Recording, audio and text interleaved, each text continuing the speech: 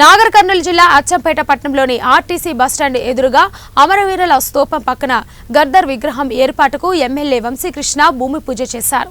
ఈ కార్యక్రమంలో వివిధ ప్రజా సంఘాల నాయకులు, ప్రజలు పాల్గొన్నారు.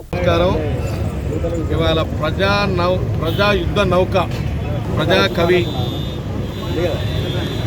అత్యంత సామాన్యులకు అర్థమయ్యే భాషలో పాటలు రాసి, పాటలు పాడి, ప్రజలను చైతన్యపరిచి, విప్లవ గీతాలు పాడి ఈ ప్రజలకు ఒక దిక్సూచిగా నిలబడినటువంటి స్వర్గీయ ప్రజా యుద్ధ నౌక గద్దర్ గారు వారు మన మధ్య లేకపోవడం అత్యంత బాధాకరం.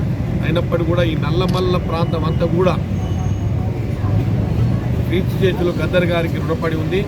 మరి వారి విగ్రహాన్ని ప్రతిష్ఠింపన చేసుకోవాలనే ఉద్దేశంతో ఈరోజు శంకుస్థాపన చేసుకుంటా ఉన్నాం.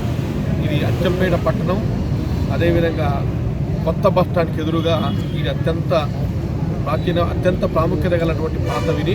కాబట్టి ఇవాళ మనం గద్దర్ గారిని, వారు చెప్పినటువంటి మాటలు, వారు పాడినటువంటి పాటలు ప్రజలను ఈ భూమి ఉన్నంతకాలం ప్రజా యుద్ధ నౌక గద్దర్ గారిని ఈ ప్రజలు ఎప్పుడు కూడా మర్చిపోరు.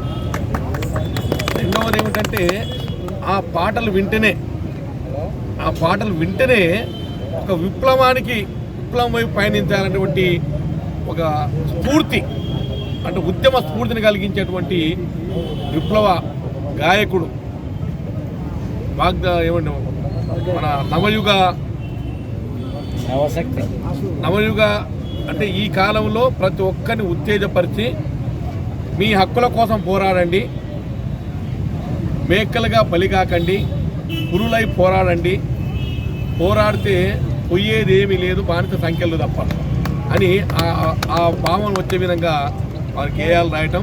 ఇప్పటికి చాలామందికి వెనుక బండి కట్టి 16 బండ్లు కట్టి నిజాం ఏ బండిలో వస్తావు కొడుకు నిజాం సర్కార్ కూడా ఈ పాట తెలియని వాళ్ళు ఎవరు ఉండరు. అదొక పాట. ఇంకోటి ఏంటంటే చిన్నబోయి కూర్చున్న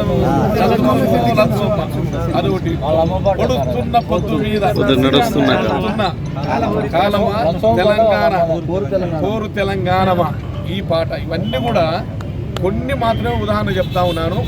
మరీ ముఖ్యంగా ఈ నల్లమల్ల ప్రాంతం అచ్చంపేట నియోజకవర్గంలో ఉన్నటువంటి యువకులు కానీ, గతంలో మరి ప్రజా సంఘాల నాయకులు కానీ, మేధావులు కానీ, విద్యార్థులు కానీ ఈ గద్దర్ను ఈ భూమి ఉన్నంతకాలం గుర్తుపెట్టుకునే విధంగా వాళ్ళందరం కూడా ఆయన సేవలు స్మరించుకుంటూ, రాబోయే కాలంలో అటువంటి వాళ్ళు మళ్ళీ అవసరం.